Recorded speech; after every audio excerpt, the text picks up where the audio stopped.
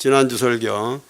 지난주 장면은 요한을 땅으로 돌려보내기에 앞서서 땅에서 무슨 일이 일어나는지를 하늘에서 보여주고 있습니다. 그 내용은 세상에서 교회가 어떤 위험에 노출되어 있는가 하는 좀 개괄적이고 포괄적인 내용이었습니다. 어마어마하게 생긴 붉은 용이 해산하는 여인 앞에 서서 아기를 낳기만 하면 날름 집어삼키려고 노려보고 있는 무서운 장면이죠. 피할 길도 없고 상대도 안 되는 그런 위기일발의 장면입니다. 여기서 용은 하늘에서 쫓긴 사탄이죠. 여인은 3장 15절에서 말씀하신 메시아를 낳는 여인입니다. 그 여인이 낳는 아이는 그 메시아의 역할을 하는 교회들이죠. 그러나 하늘의 천사들이 그 갓난아이를 낳자마자 바로 하늘 보좌로 모셔가고 그 산모는 하나님이 따로 땅의 안전한 곳에 보호하셔서 아무 일도 없게 하셨습니다. 즉 진짜 교회는 절대로 안전하다는 것입니다. 진짜 성도는 절대로 안전하다는 것입니다. 어떤 공격에도 절대로 잡혀먹지 않는다는 것을 요한에게 분명하게 얘기하면서 안심하고 땅에 내려가라고 지금 말씀하고 있는 것입니다. 그러므로 하늘과 그 가운데 거하는 자들은 즐거워하라. 즉 구원받기로 된 자들과 교회들은 안전하다, 안심하라 그렇게 말씀하셨죠. 또 그런데 땅과 바다에는 화가 있다. 즉 진짜 교회와 성도들을 뺀 나머지에게는 반드시 화가 닥친다. 가만두지 않는다 하셨죠. 하나님께 속하지 않은 사람들, 즉 불신자들과 그리고 가짜 교회와 가짜 신자들로 비유된 땅과 바다는 사탄의 밥이라는 것입니다. 그런 내용이었죠. 오늘 말씀을 살펴보죠. 오늘은 그 사탄의 밥인 땅과 바다의 저변, 밑바닥, 섬세한 구석구석에서 어떤 화가 그들에게 있는지를 보여주고 계십니다. 오늘 설교는 좀 난해해요. 잘 새겨 들으셔야 됩니다. 또 세상 밑바닥에 하늘에서 본 이렇게 투시하듯이 보는 땅바닥의 저변 사정을 밝히는 내용이기 때문에 구린 얘기가 많고 듣기 거북한 얘기도 있게 될 것입니다. 그런 부분도 잘 새겨서 듣기를 바랍니다. 지난번 말씀은 개론적이고 총괄적인 사탄과 교회의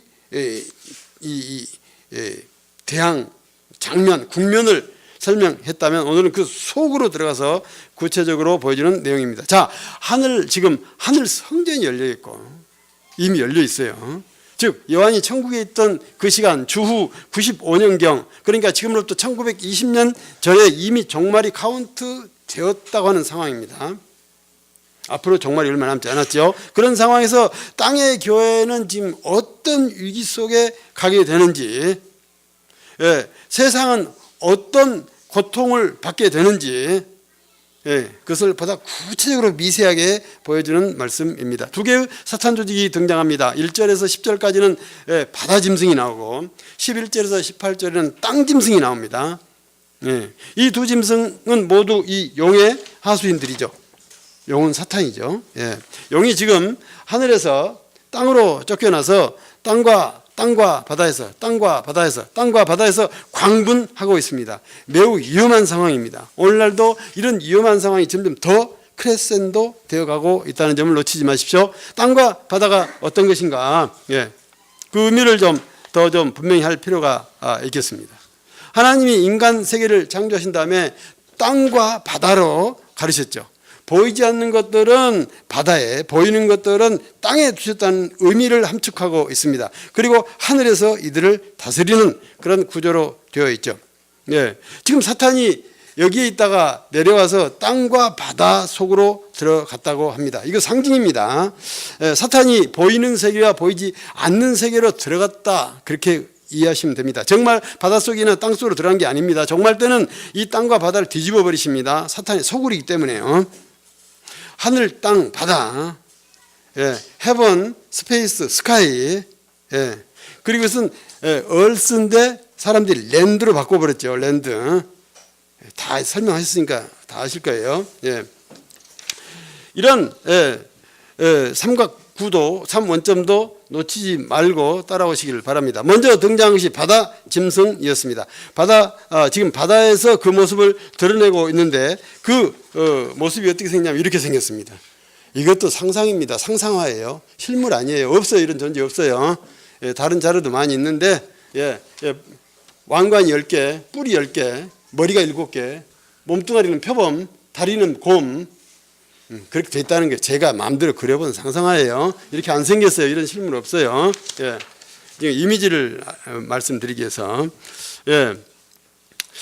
여기서 무슨 표범의 뭐 난폭함, 뭐 사자의 위압감 또는 곰의 무시무시한 힘 그런 식으로 달려가면 미시적인 말씀 쪼개기, 대한민국 교회가 지금 50년간 말씀 쪼개기를 해왔는데 그렇게 하면 진리가 가루가 돼서 사라져버려요. 뭐가 뭔지 몰라요. 그래서 오늘날 설교가 그 모양 곶골입니다. 상징입니다. 예, 이런 거 아니에요. 예, 이미지만 생각하세요. 그런 존재 자체가 이 세상에 없죠. 왜냐하면 하나님께서 이런 존재를 창조하지 않으셨기 때문에 그냥 상징이에요. 허상이에요. 실체는 그러나 있습니다. 그 실체는 사탄입니다. 사탄의 이미지를 보여주고 있는 것이죠. 사탄 어마어마한 존재죠. 바다 짐승이 이 용의 모든 능력을 다 차지했습니다. 차지했어요. 뒤에 용이 있어요. 그 용의 권세와 능력을 다 차지하고 나타난 모습이 이런 바다 짐승 모습으로 나타났고 이것을 성경은 적그리스도라고 말하고 있습니다. 적그리스도. 이 세상의 최강자가 이 사탄의 권세와 능력을 다 가지고 세상에 와서 최강자가 됐고 그가 온 세상을 다 차지했습니다. 우리나라에서 가장 강한 자는 누구일까요? 그럼 답을 빨리 찾을 수 있죠. 물어볼 것이 없이 국가입니다. 국가가 바로 그런 존재입니다. 지금 얘기가 지금 본론에 들어가니까 머릿속이 복잡해질 거예요. 어느 나라나 마찬가지입니다. 국가가 최강자입니다. 이 바다짐승이 최강자의 모습을 하고 있는 것입니다. 즉 적그리스도죠.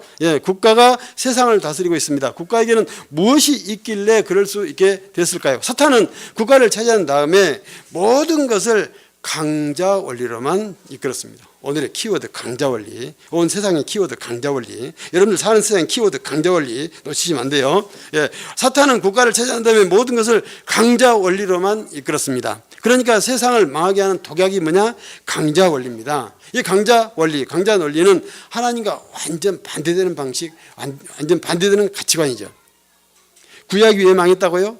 이스라엘과 유다가 여호와를 버리고 강자 논리로 오늘 자녀 설교에서 나왔듯이 자기 힘으로 뭔가 해보려고 국가 개혁을 그렇게 하려고 했기 때문에 하나님이 유다와 이스라엘 다 쓸어버리지 않았습니까? 그래서 구약이 망한 것입니다. 구약이 망한 것은 바로 오직 이 이유 하나뿐이죠. 10분 설교 제2권의 주제가 강자 논리예요. 처음부터 끝까지가. 그걸 지금까지 얘기하지 않았기 때문에 새롭게 제가 그걸 증명해 놓은 거예요. 예로부터 가장 강한 자가 왕이 됐죠. 그 나라는 칼로 상징되는 무력과 힘으로 국가를 차지합니다. 국가 간에도 전쟁이라는 방식으로 강자가 나라를 빼앗는 방식이고 한 나라 안에서도 칼을 사용해서 힘겨루기를 해가지고 최강자가 통치자 자리를 차지해 왔고 앞으로도 그렇게 갈 것입니다. 하나님이 국가에게 칼, 즉 힘을 주셨고 허락하신 것입니다. 그 칼로 최강자가 돼서 질서를 유지하라 하셨죠. 그래야 모든 백성들이 안온한 생활을 하고 할 수 있기 때문이죠. 그래서 국가는 최강자 뽑기 토너먼트입니다. 그러지 않습니까? 여기서 최강자가 되려면 가장 강해야 됩니다. 그 길 말고는 국가를 차지하는 길이 전혀 없습니다. 정치란 이런 EJ 방식으로 갑니다. EJ. 이 오랑캐로서 오랑캐를 제압한다. 오랑캐를 제압한다. 그 말을 좀 더 이게 전개, 수학 공식 전개하면 이 강이 강한 오랑캐로서 약한 오랑캐를 제압한다. 그런 논리가 정치 논리죠. EJ 방식은 칼이라는 힘만 사용해서 이렇게 EJ만 하지 않고 현대 국가는 법과 질서라는 그걸 가지고 EJ합니다. 법과 질서로서 EJ합니다. 이 법과 질서를 사용해서 적을 제압해 가지고 정적을 설득이라는 또 힘을 통해서 백성도 제압해 버리죠. 우민화. 예. 그런 다음 통치하는 방식은 서비스하지 않고 룰합니다. 지난주 설교에 나왔죠. 서비스하지 않고 룰합니다. 강자 논리는 서비스는 섬기고 종됨이죠. 하나님의 방식, 예수님의 방식, 교회의 방식이에요. 세상을 룰 방식이에요. 지배하고 제압하고 군림하는 거예요. 짓밟는 거예요. 말 안 들으면 죽이는 거예요. 법이라는 힘과 질서라는 힘을 사용을 하죠. 법이라는 힘은 거기에 검찰과 사법부, 국회가 있죠. 질서라는 힘에는 행정부가 있죠. 행정부 안에는 백성과 정적을 제압하는 경찰과 군대가 있고 돈을 제압하는 국세청이 있어요. 그 위에 초법적인 대통령이 있고 대통령과 한몸인 대통령 비서실이 있어요. 이것은 모두 강자 논리 구조를 말해주고 있죠. 재벌이 아무리 조직이 크고 힘이 세다지만 절대로 국세청과 검찰은 이기지 못합니다. 못 이겨요. 재벌도 정신 차려야 돼. 꼼수 쓰면 안 돼. 검찰과 국세청은 절대로 못 넘습니다. 아무리 국회가 세다지만 군대가 탱크 몰고 오면 다 감옥 갑니다. 검찰총장이 아무리 세다지만 청와대 비서실 앞에서는 추풍 낙엽이잖아요. 강자 논리 조직이기 때문에 강자와 약자의 서열이 분명합니다. 그래서 우리들은 교회 나오면 이런 강자 논리 조직 다 버리지 않습니까? 일사불란한 조직 절대로 안 합니다. 상명하복의 행위 그 자체를 금하고 있습니다. 의결권 없는 조직으로 만들어버렸지 않습니까? 모든 사람은 권리와 의무에 있어서 평등합니다. 우리의 지휘자는 성령님 한 분뿐입니다. 강자 논리로 가는 순간 그것은 교회가 아닙니다. 정신 똑바로 차리셔야 돼요. 비약시키자면 이건 넘어버렸기 때문에 교회가 다 아니게 되어버렸어요. 이렇게 이 방식으로 가야만 강자 논리를 이길 수 있는 유일한 방법이니까 그렇게 가는 것입니다. 교회 여서가 아니라 강자 논리를 이길 수 있는 유일한 방법. 제가 이렇게 평상복을 입고 설교하는 것도 권위주의 배격이라는 측면도 있지만 강자 논리로 절대로 안 간다고 하는 선언적 행동입니다. 제 앞에서 슬슬 기지 마세요. 국가가 아무리 강자 논리라 할지라도 중간지대라는 신사협정도 있어요. 속이는 작전이죠. 거기에는 금융, 또 언론, 또 경제, 종교, 교육, 문화 같은 것들이 있어요. 이들에게는 독립성이 지켜져야 하지만 그러나 강자 독식 논리 앞에서 이들은 다 희녀가 되고 마는 법입니다. 그러면 어떻게 되겠습니까? 모든 백성들이 고통 가운데 빠지는 거죠. 이런 구도 속에서 탄생하는 것이 검찰 권력, 군부 권력, 언론 권력, 재벌 권력 같은 것이 있죠. 그리고 그들은 자기들끼리 싸워요. 불법과 불의, 속임과 거짓말, 조작 서로 뒤집어 씌우면서 서로 죽이기를 하죠. 강자들의 기본 속성 존재 방식입니다. 그래서 약자들을 양산해내고 있죠. 앞으로 세상은 최강자 1에 피해자 99가 되는 그런 세상으로 갈 것입니다. 그날 아침이 종말의 아침이 될 것입니다. 처참한 세상이 오고 있다 이 말입니다. 이런 강자 논리 구조는 다 바다짐승인 적그리스도들이 벌이고 있는 것들입니다. 국가가 사용하는 수법을 더 한번 찾아볼까요? 교회가 정확하게 알아야 되니까. 그들은 국민국가를 만들었죠. 국민국가. 이거 다 공부했죠? 세미전에 다 공부했어요. 국민국가를 만들었습니다. 일제 때 일본이 대한제국에다가 국민국가를 만들지 않았습니까? 국민학교. 국가 검정 교과서 뭐 이런 식으로 국민국가를 만들었습니다. 일제 때 이걸 만들었는데 뒤이어 세워진 대한민국 정부는 이것을 더 강화해 갔죠. 한 존재다 이 말이에요. 한 존재.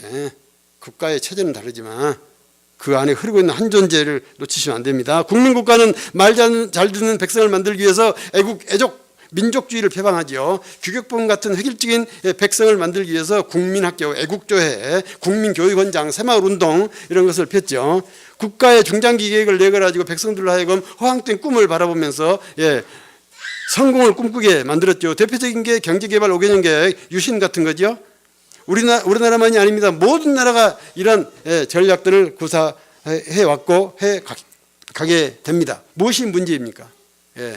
제가 지금 반국가주의를 주장하는 게 아니에요. 무엇이 문제입니까? 이런 것들을 하나님보다 훨씬 중요시했다. 하나님 던져버리고 이것을 앞세웠다. 거지가 되지 않으려면 하나님 헌신책처럼 버리고 내 말 잘 들어 하는 강요에 넘어가 버렸다고 하는 것이죠. 그래서 우리는 하나님보다는 집권자의 말을 더 잘 들어왔습니다. 강자가 무섭기 때문이죠. 그렇게 하면 부자 될 것 같다는 속임수에 빠졌기 때문이죠. 그런 것만 있었던 게 아니죠. 회피적 수단도 많이 사용했어요. 반공 이데올로기, 강제저축제도, 국민저축조합이라는 게 있었어요. 삼천교육대, 평화의 댐, 간첩사건 조작, 사회학을 척결하겠다 선언, 질서정비 이런 캐치프레이즈를 내걸어서 칼을 정당화했고, 선진문화 창달, 조국근대화, 수출 드라이브, 반공 이데올로기, 국가안보, 병역 의무, 납세 의무 이런 것을 세워가지고 강권적으로 압제를 정당화했죠. 이런 것들도 하나님과 비교할 수 없이 강제되었고, 이것을 우선하도록 강요했고, 백성들은 충성스럽게 하나님을 완전히 버리고 이것을 우상처럼 받들었단 말이죠. 사실상 우리는 굶지 않게 되는지는 몰라도 그동안 하나님을 완전히 버려버렸습니다.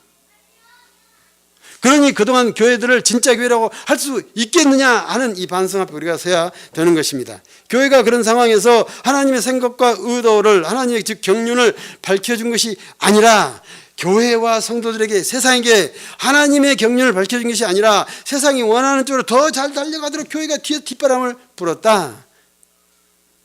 아주 근사한 게, 대표적인 게 기복주의죠. 적극적 사고죠. 안 되면 되게 하라, 불굴의 정신 같은 거였죠. 그 교회가 가르쳤어요. 성경이 있습니까? 없어요. 한마디도 없어요. 바다짐승 적그리스도의 일방적인 승리인 역사였습니다. 하나님으로서는 통탄할 일이 벌어졌던 것입니다. 그런 의미에서 보자면 하나님과 모든 것이 대립구조로 되어 있는 국가는 하나의 종교 집단이라고 할 수밖에 없는 것입니다. 이런 모든 것을 부정하자는 게 아니죠. 교회가 국가가 사용하는 강자 논리의 배경과 동기와 그 속에 숨겨진 술책과 수법을 잘 계도해야 하는데, 오히려 무시했거나 오히려 오도하면서 거기에 더 지지하고 충성했다. 그냥 눈 감고 세상 강자 논리에 충성하고 순종했다는 점이 하나님 앞에서 문제가 되는 것입니다. 앞으로 우리가 살아가야 될 세상이니까 잘 아셔야 돼요. 왜 강자인 국가는 무서워하면서 그와 비교도 안 되는 더 무서운 하나님은 덜 무서워했느냐, 이 말입니다. 정리하자면 강자 논리로 된 것들은 반교회적인 것들이고 반성경적인 것이어서 교회와 대결 구도를 하고 있습니다. 그러므로 교회의 가장 강력한 적은 강자 논리입니다. 강자 논리로 나타나는 국가, 경제, 문화 이런 것들입니다. 강자 논리로 되어가는 것은 매우 위험한 일입니다. 하나님이 절대로 그걸 가만두지 않으시니까. 이제는 경제도 그렇고 교육도 그렇고 음악, 스포츠도 그렇고 다 그렇게 돼가고 있지 않습니까? 심지어는 가정도 그렇고 교회도 이미 그렇게 되어버렸지 않습니까? 그만큼 강자 논리가 우리들을 포위해버렸습니다. 바다짐승, 적그리스도, 같은 말이죠. 세상 강자 같은 말이에요. 바다짐승, 적그리스도, 세상 강자 같은 말이에요. 이들이 세상을 공격합니다. 세상을 공격해서 세상을 차지하도록 하나님이 하셨지만 교회들까지 거기에 접수되어 버린 것이 문제라는 것입니다. 성도들까지 흑백 분별 못하고 다 빠져 있습니다. 42개월을 맡겼다고 성경이 말하고 있습니다. 즉 하나님께서 사탄에게 세상을 이렇게 다스리라고 허락하셨다는 것입니다. 그래서 사탄의 시간은 종말 때까지 이렇게 갑니다. 하나님이 허락하셨기 때문에. 시간에는 두 가지가 있죠. 크로노스와 카이로스. 크로노스는 세상이 카운트하는 시간입니다. 성경에 42달이라고 하는 구분된 표현을 따로 쓰고 있어요. 사탄의 스케줄이죠. 42개월. 그런데 카이로스는 하늘이 카운트하는 시간이에요. 1260일이라고 다른 표현을 쓰고 똑같잖아요. 42개월, 1260일 시간은 똑같아요. 똑같은데 표현이 달라요. 내용도 다르다 이 말이에요. 의미도 다르고 가치도 다르고 다르다 이 말이에요. 같은데 다르다. 지금 그걸 성경이 42개월 혹은 1260일이라고 또는 3년 반, 3일 반 이런 말을 쓰고 있는 거예요. 하나님의 스케줄이에요. 길이는 같은데 내용이 전혀 다릅니다. 그런데 우리는 구원받은 우리는 크로노스 속에 살면서 카이로스의 시간을 사는 것입니다. 크로노스에서 살면서 카이로스의 시간을 살아야 되는 것입니다. 중요한 얘기였는데. 그런데 교회들이 세상 강자들처럼 그들의 생존 방식대로 돈 모아서 집만 짓고 자빠졌다. 사람들 꼬셔서 사람 모으는 일만 하고 있다. 이 방향착오를 빨리 끊지 않으면 교회 아무 소용이 없습니다. 교회 아닙니다.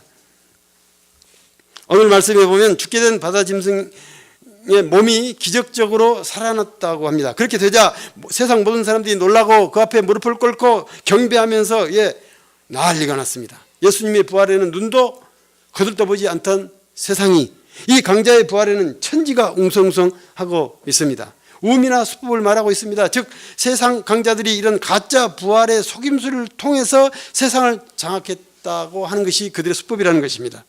거기에 사람들이 환호하면서 빨려들고 있습니다. 예를 들어보죠. 국가 원리인 강부자 논리는 구약 때 바벨론과 아수르에게 멸망케 함으로써 완전 죽여버렸죠. 그런데 암흑기 때 부활했습니다. 그랬더니 그 이후로는 더 확고한 지지를 받고 있습니다. 점점 더 강해지고 있습니다. 민주주의, 투표제도, 경제대국, 군사대국, 외교대국, 그리고 복지국가, 이제는 절대적이고 성역입니다. 성경에 민주주의, 선거, 경제대국 이런 말이 있습니까? 전혀 없습니다. 한마디도 없습니다. 오히려 그것을 죄악으로 치고 있어요. 교회라도 빨리 깨어나야 돼요. 영원한 평화와 자유가 넘치는 세상, 복지국가, 예, 저들이 외쳤더니 예외 없이 지지하며 광분 갈망하고 있다. 그런데 이런 것은 성경이 이 반대로 간다고 명확하게 명시하고 있습니다. 평화가 넘치고 자유가 넘치는 세상 절대로 안 오는데 반대로 지금 가고 있습니다. 성경 그 반대 방향으로 끌고 가고 있어요. 복지국가요? 절대로 안 옵니다. 속인다 이 말이지. 속여. 사람들 평화? 좋지. 자유국가 너무 왔으면 좋겠어. 복지국가 그리 빨리 가자. 이게 엄청난 속임수죠. 그만큼 국가라는 종교를 맹신하고 있습니다. 교회가 이 종교를 이기기 어렵습니다. 교회까지 빠져 있지 않습니까? 강자 원리는 우상 숭배 수준까지 가버렸다는 것입니다. 그만큼 적그리스도가 완벽하게 이 세상을 장악하고 있습니다. 정치만이 사형, 부활, 탄탄대로 달려가는 것이 아닙니다. 돈의 경우도 마찬가지입니다. 돈.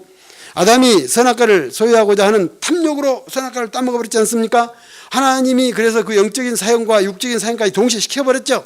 그래서 아담이 완전히 사라졌습니다. 그런데 이 돈의 유령이 가인의 후손들에 의해서 그들이 부자 강국을 만들지 않았습니까? 바벨탑 때 그리고 왕정시대 때 활짝 꽃을 피웠습니다. 그리고 이스라엘과 유다가 더 키우고자 하자 두 나라를 멸망시켜서 완전히 구약을 끝내버렸는데 암흑기를 지나면서 다시 부활했습니다.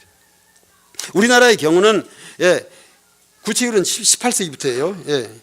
우리나라의 경우는 양반이 돈이나 밝히는 것은 인간 쓰레기라고 사회적으로 매장시켜버리고 사형시켰지만 삼공화국 때 본격적으로 이것이 부활했죠. 우리도 한번 잘 살아보세. 여기에 넘어가지 않은 사람이 없었습니다. 그래도 그때 당시에는 이에 대한 반대 세력이 만만치 않았습니다. 저는 그 시대에 살았잖아요. 만만치 않았어요. 그런데 지금 완전 100%입니다. 완전히 지지하고 찬양 일색입니다. 박정희 대통령이 민족의 영웅이 됐습니다. 이제는 그 돈 부활해서 최강자인 국가까지 삼켜버렸습니다.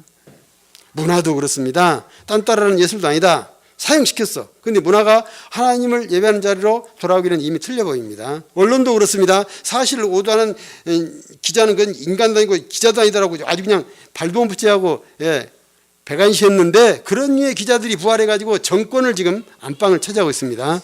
죽이면 부활해서 더 큰 판을 차지해가는 이 사탄의 법칙, 적그리스도의 수법, 세상은 강자와 내통해서 그 강자와 편이 되고 또 그들과 함께 무슨 일이라도 해가는 그런 엄청난 공포의 괴술에 늪에 빠져 있는 지금 현실을 잘 보시길 바랍니다. 본문에서 부활하는 그 짐승을 세상 사람들이 넋을 잃고 바라보며 영비어 청가를 부르는 내용이 소개되어 있습니다. 4절, 누가 이 짐승을 필적할까? 감히 이 짐승을 상대할 존재가 어디 있다는 말이냐? 4절을 제가 조금 실감 있게 표현하면 이렇게 되어 있습니다. 유신 지지자들의 발언 같지 않습니까? 일본 구우파들의 데모 구호 같지 않습니까? 대통령을 위한 조창 기도의 설교 같지 않습니까?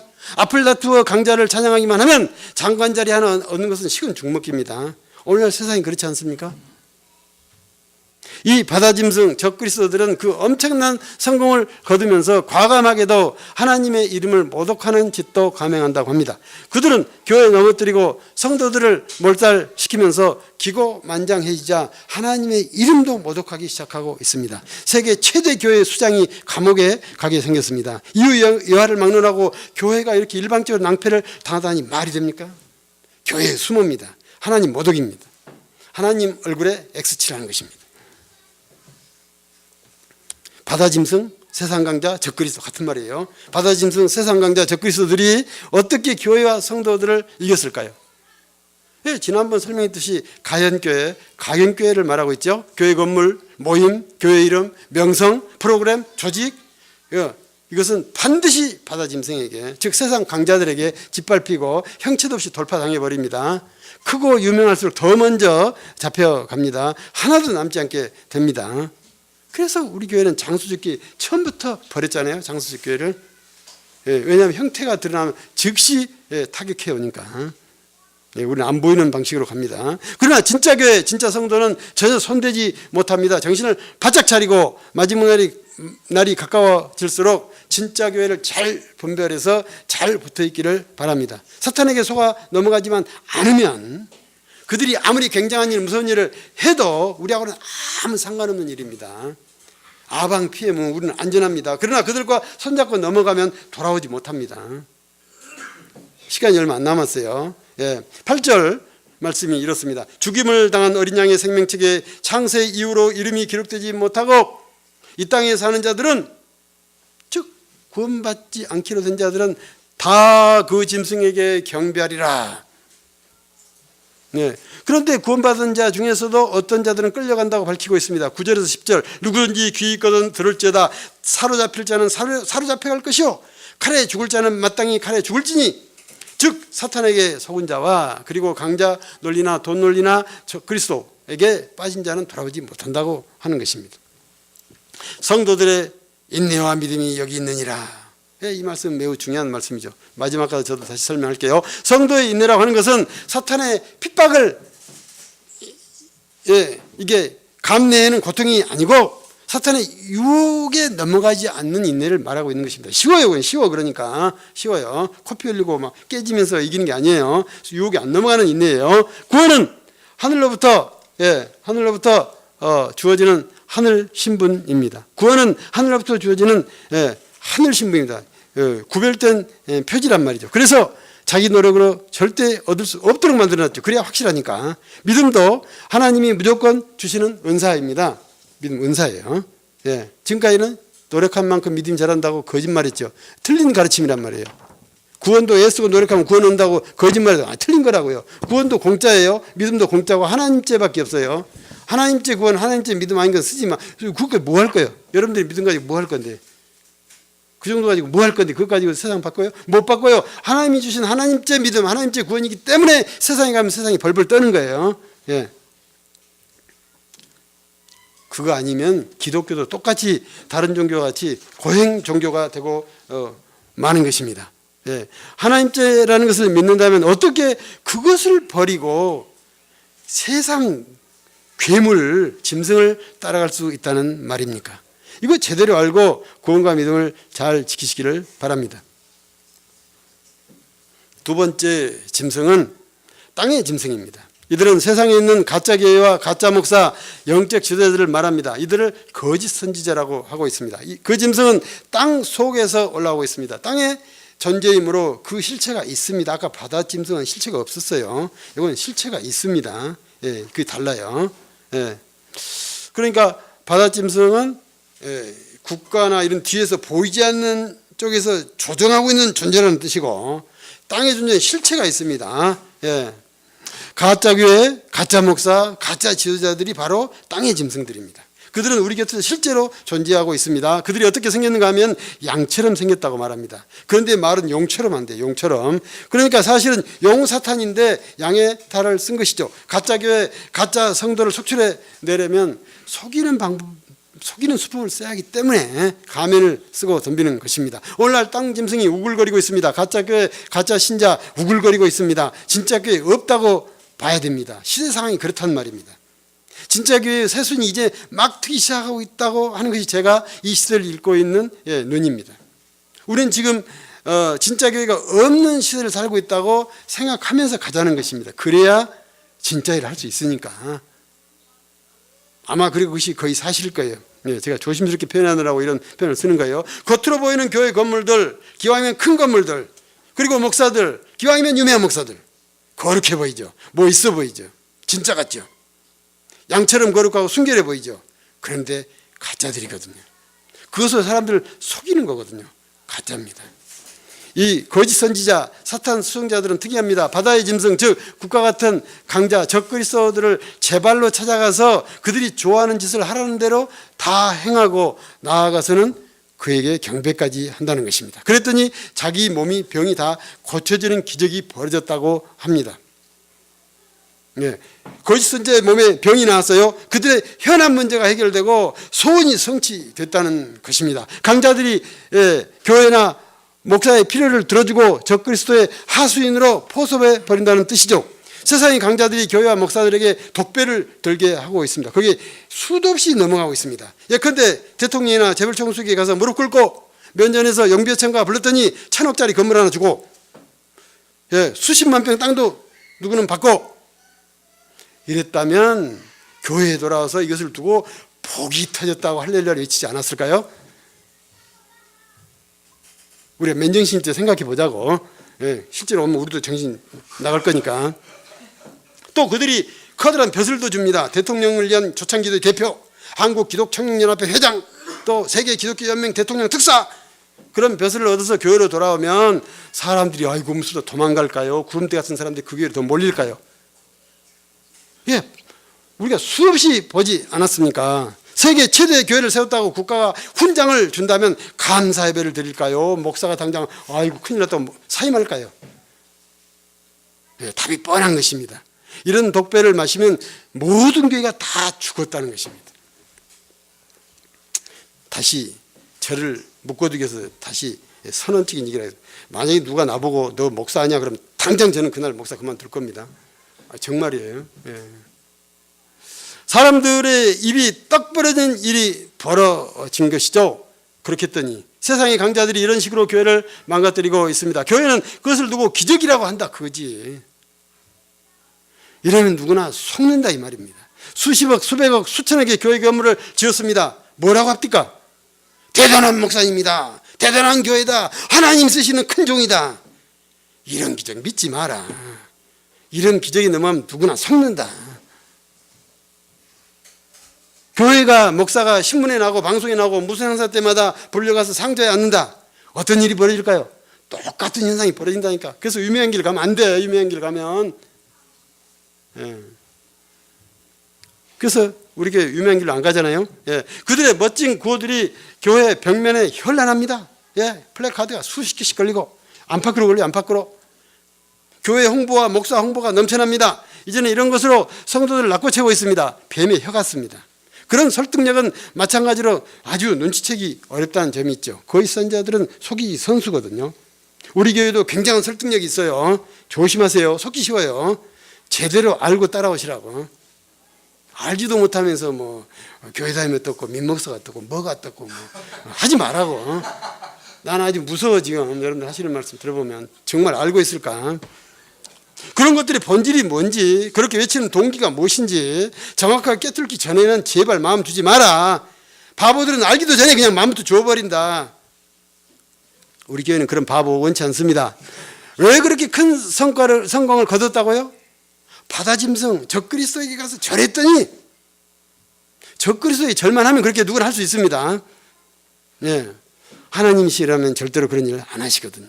땅짐승 거짓 선지자, 가짜 교회와 가짜 목사 같은 말이에요. 땅짐승 거짓 선지자, 가짜 교회 가짜 목사들은 그런 성공을 얻은 다음에 바다짐승 즉 국가나 돈이 좋아하는 우상까지 세운다고 합니다. 국가 홍보에 앞장서고 대통령이나 자기 주군을 목숨 걸고 지지합니다. 그런 성공자들의 행태가 그런다는 것입니다. 교회니까 이제 이거 정신을 좀 차려야 된다 이 말이죠. 땅짐승은 거기서 그치지 않고 그 정치나 경제나 언론 같은 우상들에게 생기를 넣어주고 있습니다. 교회가 아예 그들의 강자 논리에 합류하고 앞장서서 그들을 뭔가 득이 되는 일을 해주고 있습니다. 예를 들면 뉴라이트 같은 것들이죠. 세상 강자인 적그리스도와 교회에 침투한 거짓 선지자들은 반드시 동업하고 있다. 무서운 올감이에요. 지금은 이런 목사와 교회가 부지기수로 널려 있죠. 강부자 논리 찬양, 극우와 그리고 돌아라오는 강남의 많은 교회들, 세상과 야합하는 혼합주의, 그런 행태들과 가르침들, 이런 사람들이 뭐를 했습니까? 장로니까 대통령 뽑자며 망발을 했죠. 경제대통령을 뽑아야 한다면서 그런 교회들이 앞장을 섰죠. 경제대국이야말로 강자 논리의 대표적인 작품인데, 적그리스도들의 염원인데, 완전히 반교회적인 것인데, 이것을 그런 교회들이 앞장서서 오도한 것입니다. 그들 때문에 다른 교회들도 다 그들을 따르지 않았습니까? 장로가 대통령하면 안 된다는 뜻이 아니죠. 무슨 영향력을 배경으로 해서 무슨 동기로 대통령을 하려고 하느냐에 있어서 하나님이 아닌 것에 기반을 두고 있다고 하는 점이 문제있다는 뜻입니다. 하나님의 출사표를 들고 대통령 하셔야 됩니다. 하나님의 출사표를 들고 재벌 청소하셔야 됩니다. 예. 하나님의 출사표를 들고 나가 한국이 시대가 됐는데 동유럽이나 북아시아 나라 대통령 할 사람 여러분 안 계십니까? 그들이 찾고 있는데 사람을 못 찾고 있어요 지금. 예. 아제르바이잔이나 조지아, 라오스나 캄보디아 어떻습니까? 좀 가시죠. 예. 미국 대통령 할 사람 지금부터 준비해야 됩니다. 중국 수상할 사람 지금부터 준비해야 됩니다. 적어도 20년 후에는 이 일이 이 민족 가운데 현실적으로 일어나기 시작할 것입니다. 거짓 선지자들은 자기를 따르던 자들을 죽입니다. 자기를 따랐는데 그 가짜 목사, 가짜 성도들을 거짓 선지자가 죽여요. 그들의 세계는 참으로 무서운 판입니다. 정치판에서는 정치인을 죽이지 않습니까? 자기 당의 강자를 차례로 몰아내지 않습니까? 강자 원리를 따라서 경쟁시킨 다음에 그렇게 차례로 죽입니다. 종말 때 사탄의 정치판만 그런 게 아니죠. 다른 판도 마찬가지예요. 종말 때 사탄의 세력은 누가 처치합니까? 사탄이 처치하지 않습니까? 사탄이. 하나님 처치 안 합니다. 사탄 세력은 사탄이 처치합니다. 지난번 설교 때 다 나왔죠. 그래서 그들은 자기들 편에게 특수한 표지를 달아준다고 합니다. 배지 같은 것이죠. 자기들끼리 주게 할 때가 오는데 그때 알아보기 좋도록 저격 표지판을 가슴이나 등에다 달아준다고 하는 것입니다. 그러므로 우리에게는 절대로 그런 표지가 주어질 수가 없죠. 그들은 666이라는 표지를 그들의 이마나 손에다가 강제로 박는다고 합니다. 여러분들 지금 두려워 떨고 있죠? 베리칩이 나왔다는데 강제로 사람들 잡아다가 이마에다가 칩을 박아버린다는데 큰일 났다 어떡하지? 두려움에 떨고 계십니까? 걱정하지 마십시오. 왜냐하면 우리에게는 절대로 그런 일이 없습니다. 그 편들끼리 주고받는 표지거든요. 그들이 나눠갖는 표적지에는 땅짐승, 즉 거짓 선지자라고는 구분하는 기호를 거기에 적어놨다는 것입니다. 그 기호가 666이라고 성경은 우리에게 미리 우리만 살짝 보여주고 있어요. 비밀 신호죠. 우리끼리 주시는 비밀 신호. 그러니까 이것을 잘 분별할 수 있도록 했다는 말입니다. 이 666은 단순히 한 사람의 이름입니다. 이것을 너무 이상하게 푸는 바람에 굉장한 무엇인 것처럼 됐는데 아닙니다. 이 시간 다 지워버리세요. 쓸데없는 것들이에요. 쓸데없는 것들. 오늘 본문은 666을 뭐라고 설명하고 있냐면 짐승의 이름이고 그 이름의 수라고 명시하고 있습니다. 여기서 수를 숫자라고 이해하는 바람에 이상하게 됐어요. 아닙니다. 이것을 666이라고 읽으면 틀려요. 666이라고 읽어야 맞습니다. 여기서 수는 단순히 숫자의 이름을 뜻합니다. 이것은 이름이 뭐죠? 이거 이름은 2죠? 요거 이름은 뭐예요? 3. 그 말이란 말이에요. 666은 어떤 존재의 이름이란 말이에요. 이름. 이름. 그것을 숫자로 표시했다는 거예요. 중학생 때 저는 난수표를 제가 만들어 본 적이 있어요. 대단한 호기심과 도전정신이죠. 제가 난수표를 만들어 봤어요. 그 난수표에 의하면 민걸은 582134입니다. 582134. 민걸을 582134라고 부르는 것 똑같은 거란 말이죠. 그러니까 666은 사람 이름처럼 거짓 선지자 집단의 고유명사입니다. 그들만을 가리키는. 그다 667도 없어요. 669도 없고 없어요. 666 하나밖에 없어요. 세상에는 이런 것들이 많이 있죠. 죄수 이름 안 부릅니다. 숫자로 부르지 않습니까? 유교훈련 계급장 떼고 명찰 떼고 숫자로 부릅니다. 운동 경기 때도 그러지 않나요? 3번 선수, 11번 선수, 11번 선수가 5번 선수에게 찼습니다. 그러지 않습니까? 그런 의미란 말이죠. 666은. 다른 의미로 달려가지 마세요. 이걸 지금까지 너무 의미를 확장하다 보니까 이상한 해석들이 많이 나왔어요. 컴퓨터 COMPUTER 숫자를 합치면 666이니까 컴퓨터가 적그리스도라든지 네로 황제의 이름을 라틴어로 푸니까 666이다. 그러니까 네로가 적그리스도다. 지금까지 수백 년 동안 믿어왔어요. 그걸 믿어왔어요. 이런 식으로 짜맞춘 것은 전혀 성경의 의미와 상관없는 것들입니다. 그 기호는 숨겨져 있지 않고 드러내고 있다고 여기 분명하게 말하고 있기 때문에 그렇게 막 풀고 고등수학으로 막 컴퓨터로 풀어야 분별할 수 있는 그런 것이 아닙니다. 이런 것은 절대 좌우되지 마십시오. 이번 WCC 폐막 예배 때 제가 봤는데 헌금 봉헌한 사람이 3사람이 나오더라고. 그 3사람이 유니폼을 입고 헌금통을 들고 단 앞에 딱 무릎 꿇고 앉았는데 이쪽에 회중석에서 보니까 등번호가 6이야. 6. 예. 뭐 일루미나티 그런 얘기 아니에요. 666개예요. 그러니까 WCC 아이덴티티가 뭐냐? 그들끼리 알아보기 좋도록 아이덴티피케이션을 한 거다. 666이다 우리는. 그렇게 해석하면 될 거라고 저는 봅니다. 자기 아군들끼리 그것을 알아보도록 표시를 주고 있다는 말이에요. 우리하고는 아무 상관이 없는 표시입니다. 예. 그들은 그들의 모든 자들에게 이 표지를 주고 이 표를 가진 자만 물건을 매매할 수 있게 한다고 합니다. 그들끼리 공동체를 만들어서 산다는 뜻이죠. 자기네들 것만 사게 하고 자기네들 것만 팔게 한다는 뜻입니다. 샌프란시스코에 가면은 동성애자 촌이 있습니다. 그들만이 출입하는 가게에는 무지개 깃발이 걸려 있어요. 그런 식이죠. 우리는 그런 가게 가서 물건 안 사면 되죠. 우리는 거기 가서 장사 안 하면 그만이죠. 뭐 사도 별일은 없지만. 예, 제발 믿으세요. 하나님은 절대로 우리를 그들에게 예속시키는 일은 없습니다. 여러분들이 스스로 거기를 기어들어가기 전에는 없어요. 하나님을 너무 이렇게 가볍게 믿는 것 같아. 확실하게 믿으시라고. 우리가 그들에게 스스로 기어 들어가지만 않는다면 그들의 생태계는 우리하고 아무 상관이 없습니다. 우리는 하나님이 쳐놓은 경계 안에서 따로 안전하게 보호받으며 살고 있습니다. 예. 오늘의 말씀 내용이 좀 어렵고 복잡했는데 마지막으로 정리해보죠. 거기 정리표가 나와 있을 거예요. 예, 맞죠. 예, 오늘의 정리. 예, 이분법으로 정리를 일단 하는 것이 이해하기 쉬울 것 같습니다. 이 세상에서는 전쟁이 벌어지고 있죠. 그 전쟁은 사탄은 사탄 가족을 찾아내기 하느라고 전쟁을 벌이고 하나님은 하늘 백성 찾아내느라고 하나님식의 전쟁을 하고 계십니다. 이렇게 이분법적으로 일단 이해를 하시는 게 좋겠습니다. 사탄의 무리를 찾는 존재가 바로 바다짐승, 땅짐승이다. 바다짐승 적그리스도. 그리고 땅짐승 거짓 선지자. 예. 그 두 존재가 사탄 백성을 찾아내느라고 광분하고 있다 이 말입니다. 예. 거기가 바로 9mm, 9mm입니다. 9mm. 그들이 국가를 차지하고 돈도 차지하고 사상, 문화, 언론, 교육 다 차지하고 있어요. 거기서 자기 백성 찾느라고 그래요. 예. 세상은 적그리스도가 구석구석을 찔러 다니면서 찾아내고 있고 가짜 교회와 가짜 신자는 거짓 선지자가 귀신같이 잡아갑니다. 예.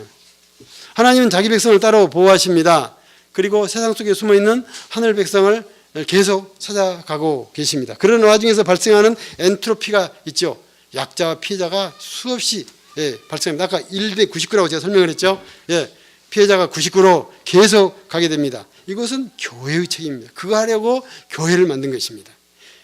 구원받기 위해서 교회 만들었다고 달려가지 마세요. 그건 1%예요. 99%는 이 악당들이 만들어낸 피해자 약자를 보호하고 섬기고 사랑하라고 하는 기능을 하나님의 형상처럼 가서 하라고 교회를 만들어 놓은 것이죠. 우리가 그들을 사랑하고 섬겨야 합니다. 내 편 가려서는 안 됩니다. 악당 악질도 다 사랑하고 섬겨야 됩니다. 원수까지 사랑하라고 한 말은 그 말이죠. 백로끼리 놀면 안 돼요. 까마귀 굴에 들어가야 되는 거예요. 성도들은 여기서 인내와 믿음이 필요하다. 그래서 그걸 얘기했죠. 맨 마지막 절. 결론 중에 결론이에요. 여기서 키는 뭐냐? 인내와 믿음이 필요하다는 것입니다. 인내란 뭐냐? 어떤 일이 있어도 속지 않는 것입니다. 속지 않는 거. 그들의 세계에 들어가지 않는 것입니다. 강자 논리, 가짜 교회, 가짜 목사를 잘 분별하는 것입니다. 그리고 하나님이 구원받은 백성을 절대적으로 안전하게 보호하시고 천국으로 들어갈 때까지 책임진다는 것을 확실하게 믿는 것입니다. 기도하겠습니다. 하나님, 세상이 적그리스도와 거짓 선지자들로 하여 매우 난폭하고 처참하고 무질서하고 엉망인 세상으로 달려가고 있는 그 자세한 내용을 오늘 말씀하셨습니다. 그러나 하나님께서 우리는 따로 안전한 곳에 보호하시고 끝까지 천국에 가는 그날까지 우리를 인도하신다고 말씀하셨습니다. 그날까지 우리는 세상에 나가 저들이 만들어낸 약자와 피해자를 섬기는 일을 우리에게 주셨습니다. 이 세 가지의 점을 우리가 놓치지 않고 잘 중심을 잡으며 분별하며 지혜롭게 사는 저희들 되게 하여 주시옵소서. 예수님의 이름으로 기도합니다.